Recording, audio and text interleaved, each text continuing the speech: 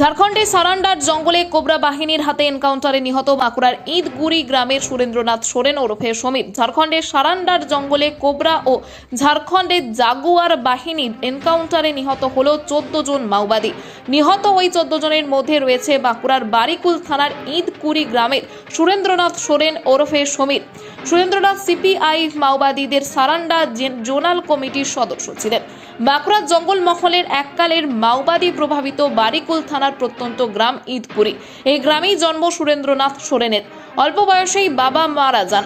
মায়ের কাছেই বড় হয়ে ওঠেন সুরেন্দ্রনাথ ও তার ভাই হলধর সোরেন। স্থানীয় শুশুনিয়া হাই স্কুলে পড়ার সময় 2006-07 সালে নবম শ্রেণীতে অকৃতকার্য হয়ে লেখাপড়ায় ইতি টানেন সুরেন্দ্রনাথ।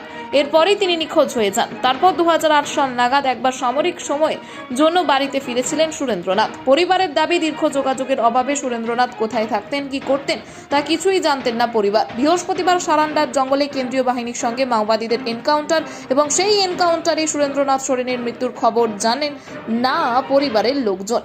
তার সম্পর্কে বিশেষ আগ্রহ দেখাতেও নারাজ পরিবারের লোকজন।